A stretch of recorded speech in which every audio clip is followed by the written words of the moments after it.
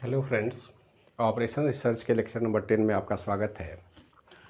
और यहाँ पर हम लीनियर प्रोग्रामिंग प्रॉब्लम पर डिस्कशन कर रहे हैं। और इस लीनियर प्रोग्रामिंग प्रॉब्लम को हमने इसका डिटेल कहाँ से आया, ये इक्वेशन इनइक्वलिटी का जो इक्वेशन है, ये सारा इक्वेशन हमने लेक्चर 10 में डिस्कस किया है। उसी का कंटिन्यूएशन है। लेक्चर 10 में जो हमने रियल प्रॉब्लम दिया था, फिर उसको टेबुलर स्ट्रक्चर में लाया था। इसके बाद यहाँ तक हम आए थे, इनइक्वलिटी का मैथमेटिकल रिप्रेजेंटेशन हमने बनाया था। ये इनइक्वलिटी है। इस इनइक्वलिटी में एक बात हमको ध्यान में रखना है कि हमारे पास दो बातें हैं। ये है हमारा ऑब्जेक्टिव,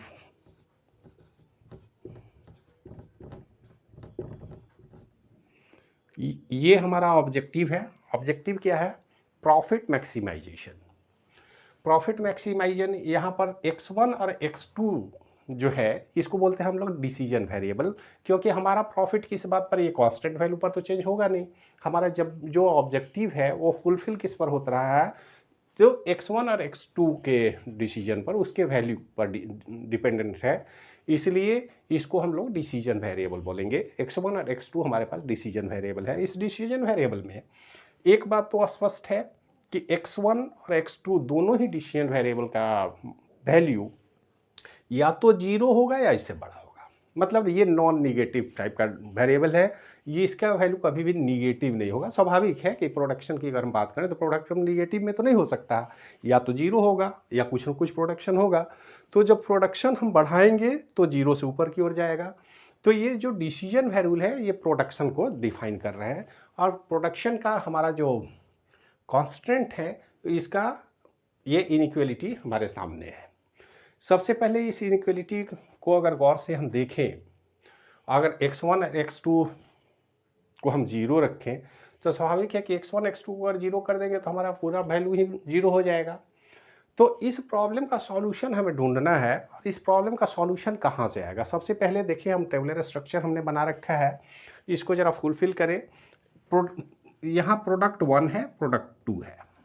अब इनका कुछ ना कुछ प्रोडक्शन होगा, इसलिए हमने डिसीजन वेरिएबल x1 और x2 ले लिया है। अब ये डिसीजन वेरिएबल प्रोडक्ट 1 के लिए अगर हम बात करें तो मशीन 1 में प्रोडक्ट 1 को कितना टाइम चाहिए? तो यहाँ 3 आवर टाइम चाहिए, यहाँ भी 3 आवर टाइम चाहिए, और यहाँ पर हमको 5 आवर का टाइम चाहिए। अगर प्रोडक्ट 2 की बात करें तो यहाँ पर वैल्यू 2 है, यहाँ 5 है, और यहाँ पर 6 है। टोटल अवेलेबल मशीन आवर कितने हैं हमारे पास? 600, 800 और 1100। तो ये हमारा स्ट्रक्चर है, टेबुलर स्ट्रक्चर। अगर इसको रिप्रेजेंटेशन की बात करें, इसी के आधार पर हमने इसको बनाया था। अब सवाल ये नहीं है कि इस प्रॉब्लम का सॉल्यूशन कैसे हो, क्योंकि ये मैथमेटिकल इक्वेशन नहीं, इनइक्वलिटी है। इक्वल तो है नहीं, इनइक्वलिटी बोल रहा है, उससे कम होना चाहिए। मैक्सिमम लिमिट तो ये बता रहे हैं, मिनिमम का लिमिट 0 है, कुछ भी नहीं, 0 से शुरू करेंगे।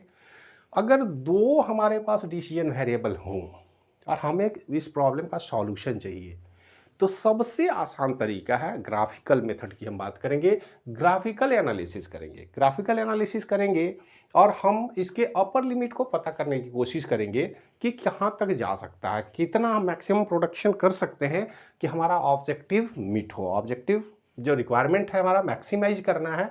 तो ऐसा तो नहीं हो सकता कि हम अनंत काल तक बढ़ा सकते हैं, हमारे पास टाइम का लिमिटेशन है। उतने ही समय तक के लिए मशीन अवेलेबल है, उतना ही हम प्रोडक्शन कर सकते हैं। तो मैक्सिमम प्रोडक्शन करें, और किस ऑर्डर में हम प्रोडक्शन करें, किस तरह से प्रोडक्शन करें, किस इक्वेशन को हम फॉलो करें कि हमको मैक्सिमम प्रॉफिट मिले। तो जरा सा देखें।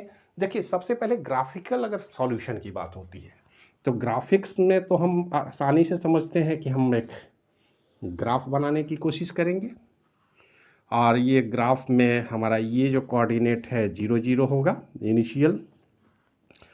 अगर हम इस इक्वेशन के आधार पर बना रहे हैं, डिसीजन वेरिएबल हमारे पास x1 और x2 हैं, तो x एक्सिस में x1 ले लेते हैं और y एक्सिस में x2 को हम ले लेते हैं।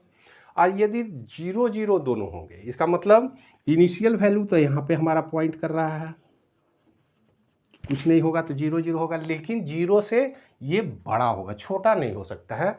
तो ये कोऑर्डिनेट भी हमारा इस डायरेक्शन में शो कर रहा है और इसका भी मूवमेंट ये होगा। इसका मतलब सीधा है कि यदि x1 x2 डिसीजन वेरिएबल 0 से प्लस हो, 0 से प्लस की ओर बढ़ रहे हैं, हम 0 से बड़ा होते जाएंगे, तो इसका मतलब है कि हमारा रिजल्ट निश्चित रूप से जब भी होगा तो ये फर्स्ट क्वाड्रेंट में होगा। इसलिए हमने सिर्फ फर्स्ट क्वाड्रेंट का बनाया है। ऐसे आप ग्राफ पेपर का इस्तेमाल कर सकते हैं ज़्यादा एग्जैक्ट डिसीजन के लिए, लेकिन हमारे पास ग्राफ पेपर नहीं है तो हम यहाँ पर प्लेन बोर्ड पर ही बना रहे हैं। आप ग्राफ पेपर का इस्तेमाल करेंगे तो ज़्यादा बेटर होगा। अब इस ग्राफ पेपर में वैल्यू की बात होगी तो उस पर हम आगे काम करेंगे। अब ज़रा सा देखें इसका सॉल्यूशन कैसे हम ढूंढेंगे। तो इसका सॉल्यूशन ढूंढने के लिए हम सबसे पहले इस इक्वेशन को अलग अलग नंबर दे देते हैं। ये इक्वेशन नंबर 1 है, ये इक्वेशन नंबर 2 है और ये हमारा इक्वेशन नंबर 3 है। हमारे पास 3 डिसीजन वेरिएबल हैं, 3 इक्वेशंस हैं, इनइक्वलिटी है। इक्वेशन क्या है? 3 इनइक्वलिटी है। अब इस इनइक्वलिटी में अगर हम ग्राफिकल मेथड में जाएंगे तो हम क्या करेंगे, इसको हम इक्वेशन मान लेंगे, सॉल्यूशन चूँकि आसानी से निकालना है तो इसको हम मैक्सिमम तो 600 तक जा सकते हैं, मतलब ये मिनिमम है, 600 से नीचे ही होगा। इसका वैल्यू कितना हो बढ़ेगा तो 600 तक होगा, उससे ज़्यादा नहीं हो सकता है। तो मैक्सिमम लिमिट हम पता कर सकते हैं। हम इसको अगर इक्वेशन में बदल दें इक्वल टू में, तो अगर हम इसको इक्वल टू इक्वेशन में बदलना चाहें तो बदल लें। अभी इनइक्वलिटी पर ही हम काम कर रहे हैं। जरा सा देखें हमारा पहला इक्वेशन क्या करता है, 3x1 plus 2x2 is equal to 600। अब ये हमारा इक्वेशन हो गया, इनइक्वलिटी है, इसको इक्वेशन में हम लिए और अपर बाउंड की हम बात कर रहे हैं। तो अपर बाउंड क्या हो सकता है, तो यहाँ पर x1 और x2 को हम इस तरह लिखें तो ज़्यादा बेटर है। x1 का वैल्यू पहले हम 0 ले लेते हैं। तो यदि x1 0 लेंगे तो ये क्या होगा, पूरा 0 हो जाएगा। 0 प्लस 2x2 इक्वल टू 600। इसका मतलब है कि x2 equal to 600/2 equal to 300। तो इसको अगर इक्वेशन में हम बदल दें इस इनइक्वलिटी को, तो x2 का वैल्यू अगर x1 हम 0 ले, x1 0 मतलब क्या है, इस क्वाड्रेंट की बात हो रही है, इस पॉइंट की बात हो रही है, और इसका अपर लिमिट कहाँ तक जाएगा x2 का, तो 300 जा रहा। हम ऐसा करते हैं 100 200 300, 100 200 और 300। तो अगर हम इसको 0 ले तो इसका वैल्यू 300 तक जा रहा है x2 का, x2 की तरफ 300 हम ले लिए। और इसी इक्वेशन में यदि हम x1 की बात नहीं करके x2 को 0 कर दें तो क्या होगा, ज़रा सा उस पर भी हम कैलकुलेशन कर लें। इसी को जगह नहीं है तो यहीं पे हम करने की कोशिश करते हैं।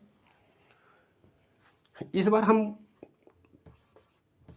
3x1 प्लस 0 इक्वल टू 600, मतलब x1 equal to 600/3 equal to 200। तो इसका क्वाड्रेंट क्या होगा, ये x1 का वैल्यू बता रहा है, मतलब 200, 0। तो 200, 0 इस क्वाड्रेंट, इस पर अगर हम ग्राफ पर जाए तो यहाँ पर हम क्या करते हैं, यहाँ पर ले लेते हैं 100 200 300। आप 400 भी ले लें, लेकिन 400 की ज़रूरत नहीं है तो अभी हम छोड़ दे रहे हैं, अगर ज़रूरत होगी तो आगे बढ़ाएंगे। तो ये इक्वेशन आ रहा है यहाँ पर, मतलब अपर लिमिट फर्स्ट इक्वेशन के आधार पर हम देखें तो एक स्ट्रेट लाइन हमारा इस तरह से चल रहा है। अब चूंकि ग्राफ और स्केल नहीं है तो भी हम कोशिश किए हैं सीधे स्ट्रेट लाइन हम बनाएं, और ये जो स्ट्रेट लाइन का इक्वेशन है ये है इक्वेशन 1। ये तो क्लियर हो गया। अब जरा दूसरे तीसरे इक्वेशन की बात हम कर लें, तो यहीं पे हम दूसरे इक्वेशन को पुट करने की कोशिश करें, देखें क्या होता है रिजल्ट। हमारा नेक्स्ट इक्वेशन नंबर 2 क्या था, 3x1, यहाँ भी 3x1 plus 5x2 equal to 800। अब यहाँ पर अगर हम x1 इज इक्वल टू 0 ले लें तो अब x2 इज इक्वल टू 800/5, 800/5 अगर करेंगे तो ये इक्वल टू होगा 160। तो इसका कोऑर्डिनेट क्या होगा 0 160, क्योंकि ये वैल्यू हमारा x2 का आ रहा है तो x1 x2 में 0 160 होगा। तो इस दूसरे इक्वेशन नंबर 2 के लिए हमारा जो वैल्यू हो रहा है वो 160 जा रहा है। तो 150 हम यहाँ मान लें 160, ये 160 के आसपास है, तो ये हमारा एक पॉइंट मिलता है इक्वेशन 2 के आधार पर। अब इसी में अगर हम x2 को 0 मान लें तब क्या होगा, यहाँ पर केवल इसी को हम चेंज करते हैं, इक्वेशन हमारा सेम है, हम सिर्फ x2 को 0 कर दें, देन 3x1 इक्वल टू 800, क्योंकि x2 0 होगा तो 0 × 5 0 हो जाएगा। तो x1 इक्वल टू 800/3, ये कितना होगा 2 3 2 जा 6 20 3 6 जा 6 20 266.66। ये आप समझ रहे हैं, हमने x2 को 0 लिया, x2 0 लिया तो ये पूरा 0 हो जाएगा। तो 3x1 equal to 800, x1 equal to 800/3 266.66। अब देखिए ये है 200, हमको चलना है ये वैल्यू किसका है, इसका क्वाड्रेंट अगर हम देखेंगे तो ये x1 का वैल्यू है, मीन्स 266.66 एंड 0। एक्स डायरेक्शन में तो 266, यहाँ 200 है, 250 260 नियर अबाउट यहाँ चले पहुँचेगा ये इक्वेशन 266 के आसपास। अगर हम ले ग्राफ पेपर होता तो ज़्यादा बेटर होता। तो यहाँ से हम अगर ले तो इक्वेशन हमारा 2 तो इस तरह का लाइन हो रहा है, थोड़ा सा स्ट्रेट लाइन बनाने की कोशिश करेंगे ताकि कन्फ्यूजन ना हो। हम इस तरह, एक मिनट,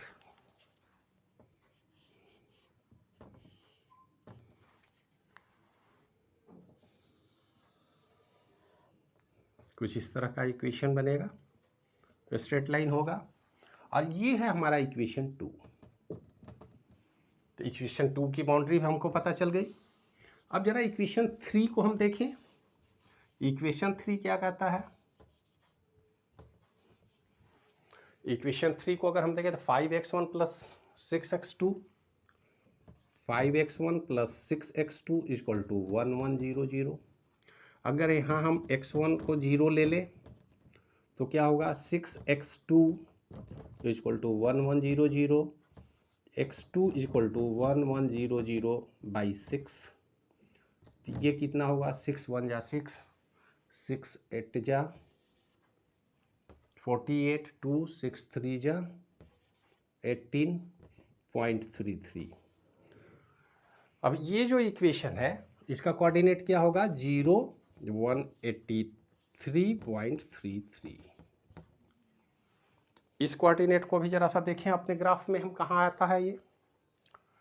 तो x1 तो 0 है तो इधर 0 होगा, 183 ये 200 से नीचे होगा, करीब करीब यहाँ पर आएगा, मान ले ऐसा हम।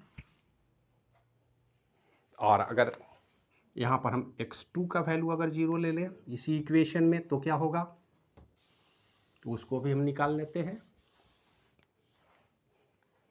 x2 का वैल्यू अगर हम 0 लें तो 5x1 इक्वल टू 1100, क्योंकि x2 तो कंप्लीट 0 हो जाएगा। तो x1 इक्वल टू 1100/5, 5 2 जा 10, 5 2 जा 10, 220, मतलब इसका इक्वेशन हो जाएगा, ये वैल्यू x1 का है तो 220 एंड 0। ये कोऑर्डिनेट, इसका दूसरा कोऑर्डिनेट आता है, x1 वैल्यू है 220, तो यहाँ देखिए है 200, 220 कुछ इसके आसपास आएगा, ऐसा हम मान लें। तो हमारे पास ये जो स्ट्रेट ये जो लाइन आएगा, ज़रा गौर से देखिए, ये कुछ इस तरह से आगे बढ़ रहा है, इस तरह से आगे बढ़ेगा। अब ये 220 और 20 करीब करीब पास में है, ये थोड़ा सा और बल्कि क्या कुछ ज़्यादा ही दूर हमने बना रखा है, ये इस तरह से यहाँ से आके गुजरेगा। तो हमारे पास जो ये ग्राफिकल रिप्रेजेंटेशन तैयार हुआ, अब ज़रा सा देखिए, ये है इक्वेशन 3, तीनों के लिए स्ट्रेट लाइन हमने बना लिए। ये लाइन थोड़ा सा टेढ़ा सीधा है, आप ग्राफ पर बनाएंगे, स्केल से बनाएंगे, बिल्कुल सीधा लाइन होगा। और ये अब हमें स्पष्ट पता चल गया कि बेसिक फिजिबल सॉल्यूशन कहाँ मिलने वाला है। फिजिबल सॉल्यूशन की बात करें तो हमेशा इस लाइन से नीचे की ओर आएगा, क्योंकि ये अपर लिमिट है। तो ये जो लाइन हमने बनाया है इक्वेशन के आधार पर, फर्स्ट नंबर इक्वेशन बोलता है कि इससे नीचे आएगा, 0 से तो ऊपर होगा, निश्चित रूप से फर्स्ट क्वाड्रेंट में आएगा, लेकिन इस लाइन से नीचे आएगा। इक्वेशन 2 बोलता है कि इस लाइन से नहीं बल्कि इस लाइन से नीचे आएगा। इक्वेशन 3 बोलता है कि इस 266 और 220 से नीचे आएगा। इसका मतलब एक्चुअल रीजन क्या है, तो ये जो रीजन हमारा अब निकल के आ रहा है, जरा गौर से देखें,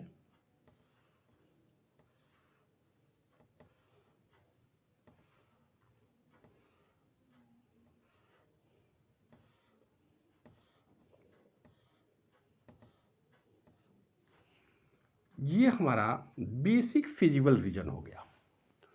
ये इसके अंदर किसी भी पॉइंट को हम सेलेक्ट करें, हमारे तीनों ही इक्वेशन इसको सेटिस्फाई करेंगे, इस रीजन को।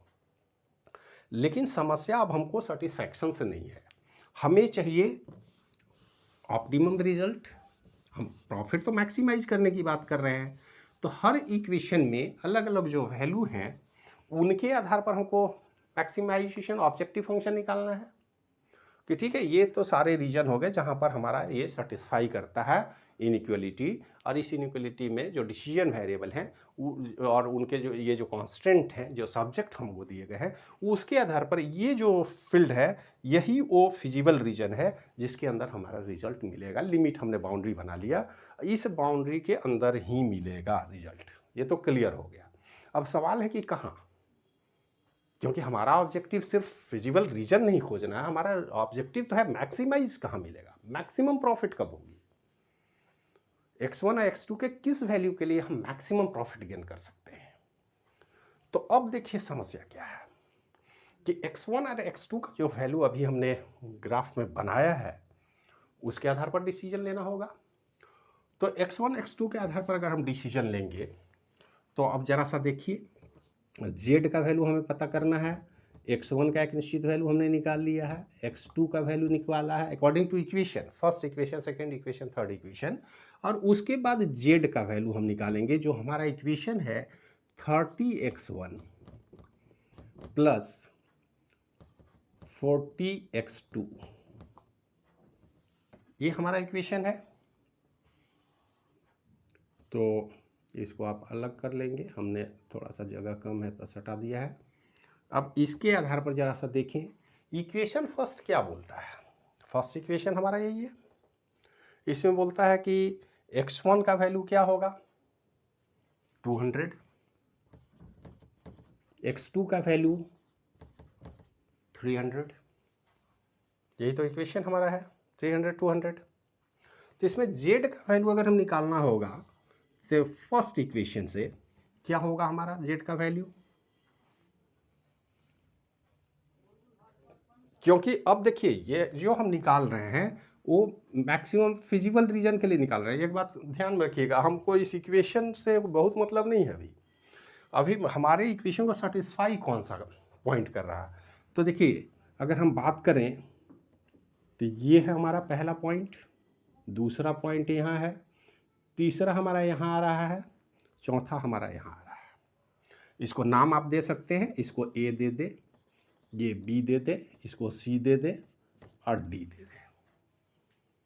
अब इसको हम यहाँ से हटा देते हैं। अब जरा सा देखिए इस ए पॉइंट में यदि हम 0 0 रखें तो हमारा रिजल्ट क्या होगा, जीरो होगा, कोई मतलब नहीं है। अगर जीरो जीरो है तो जो ऑब्जेक्टिव फंक्शन, जब कोई प्रोडक्शन ही नहीं है तो प्रॉफिट की कहाँ बात है भाई। तो जीरो जीरो की बात अभी नहीं करेंगे हम। सबसे पहले पॉइंट ए के बदले पॉइंट बी की करते हैं। यहाँ पर हम बी लिख लें। ये इस पॉइंट के लिए इसका कोऑर्डिनेट क्या कहता है, x1 200 y 0।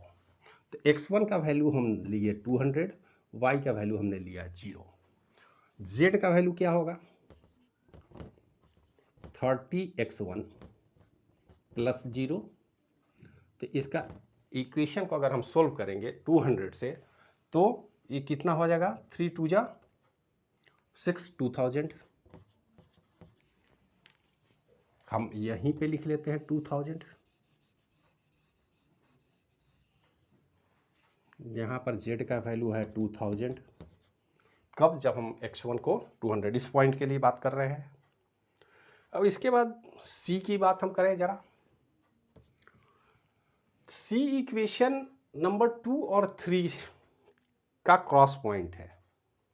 अब क्रॉस पॉइंट को कैसे आप डील करेंगे, सवाल है कि ये जो क्रॉस कर रहा है, अगर स्केल होता या ग्राफ पेपर पर आप होंगे तो आपको कोई दिक्कत नहीं होगी, आप आसानी से इसके पॉइंट को काउंट कर सकते हैं। लेकिन हमने रफली बनाया है।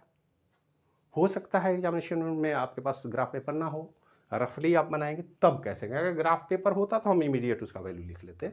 लेकिन सी का वैल्यू कैसे निकालेंगे, ये किस पर डिपेंडेंट है, इक्वेशन नंबर 2 और 3। इक्वेशन 2 3 हमारा क्या कह रहा है भाई, जरा देख लीजिए। 3x1 plus 5x2 is equal to 800। 5x1 plus 6x2 is equal to 1100। यही हमारा इक्वेशन है। इस तरह के इक्वेशन मैथमेटिक्स के बच्चों के लिए कोई मुश्किल काम नहीं है, आसानी से हम सोल्व कर सकते हैं। हम क्या करेंगे, यहाँ पर 5 से मल्टीप्लाई कर देते हैं, यहाँ 3 से कर लेते हैं। देखिए क्या होता है, 15x1 plus 25x2 is equal to 4000। दूसरे इक्वेशन को 3 से मल्टीप्लाई हमने किया है, 15x1 plus 18x2 is equal to 3300। इसको आप माइनस कर दें, माइनस करेंगे कट जाएगा। यहाँ पर क्या होगा 7x2, क्योंकि ये भी माइनस होगा ये भी माइनस होगा, is equal to 700। x2 is equal to 100। अब x2 100 है तो इसी इक्वेशन में हम ले लें। अगर x2 100 है तो 3x1 प्लस 500 इक्वल टू 800, इससे भी निकालेंगे तो x1 का वैल्यू भी 100 होगा। मतलब इस C पॉइंट के लिए ये दोनों ही वैल्यू 100 100 है। तो Z का वैल्यू क्या होगा भाई, 30 × 100 300, 3000 प्लस 4000 इक्वल टू 7000। तो दूसरा वैल्यू हमको C पॉइंट पर मिल रहा है 7000। इस D पॉइंट का क्या होगा, D जो पॉइंट है आप देखें ये कहाँ जा रहे हैं 160। तो D का वैल्यू अगर हम लें तो D पॉइंट पर वैल्यू है 160। 160 किसका वैल्यू है, x2 का है, और x1 का वैल्यू 0 है, तो इसको वैल्यू लेंगे 0, ये है 160। Z का वैल्यू क्या होगा 40 × 160, तो ये 0 प्लस 40 × 160, ये हो जाएगा 6400।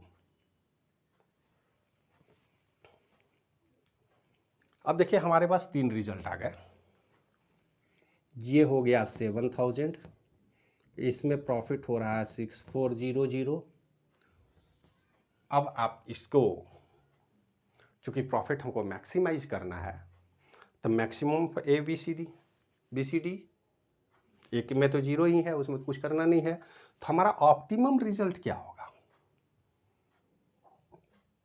ऑप्टिमम रिजल्ट होगा when x1 is equal to 100, x2 is equal to 100 और z का वैल्यू होगा 30x1 plus 40x2 is equal to 3000 plus 4000 equal to 7000। तो यहाँ पर हम इस तरह से ये जो हमारा रिजल्ट हुआ 7000, अब ये रुपीज़ की बात है, अगर प्रॉफिट की बात है स्वाभाविक है रुपीज़ 7000।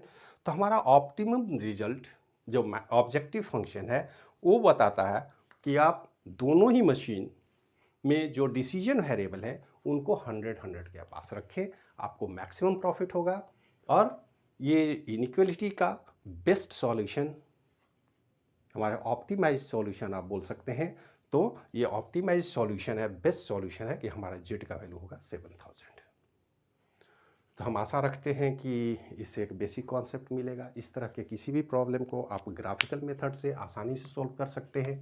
थोड़ा सा मैथमेटिकल वर्क है जो आपको करने होंगे, और ये बेसिक फिजिबल रीजन हमको पहले निकालना होता है। उस रीजन में मैक्सिमम क्या कौन कौन से पॉइंट है, और हर क्रॉस सेक्शन के आधार पर आप निकालेंगे। हमने सिर्फ इसका निकाला, इस क्रॉस सेक्शन का भी आप चाहे तो निकाल सकते हैं वैल्यू, और देख सकते हैं कि हमारा मैक्सिमम प्रॉफिट निश्चित रूप से इसी पॉइंट पर मिल रहा है, जहाँ पर दोनों का वैल्यू 100 हम ले रहे हैं, और यही हमारा रिजल्ट होगा। तो ये लीनियर प्रोग्रामिंग का प्रॉब्लम है, और इस तरह के प्रॉब्लम में डिसीजन वेरिएबल यदि दो हैं, जैसे हमने यहाँ पर बात की है सिर्फ x1 और x2 का, प्रैक्टिकल एप्लीकेशन में ये प्रॉब्लम आपको नहीं मिलेगा। प्रैक्टिकल फील्ड में जब आप जाएंगे तो आपके पास ये जो डिसीजन वेरिएबल हैं सिर्फ 2 पॉइंट पर डिपेंड नहीं करते हैं, 2 से अधिक होंगे, 3, 4, 5, 6। और अगर 2 से अधिक प्रॉब्लम डिसीजन वेरिएबल हों तो स्वाभाविक है कि ये हमारा व्यवस्था जो है, जो ग्राफिकल एनालिसिस है, ये रिज़ल्ट नहीं दे सकता है। इससे हम रिज़ल्ट ऑप्टिमाइज़ नहीं कर सकते हैं, अपने ऑब्जेक्टिव को अचीव नहीं कर सकते हैं। तो यदि 3 या उससे अधिक वेरिएबल हों तो हमें दूसरे तरीके से काम करने होते हैं, और उस तरीके में हम क्या करेंगे, कैसे हम डिसीजन लेंगे, कैसे हम ऑब्जेक्टिव फंक्शन को मैक्सिमाइज करने की कोशिश करेंगे, इस पर विचार करेंगे अगले वीडियो में। इस वीडियो में इतना ही। देखने के लिए धन्यवाद।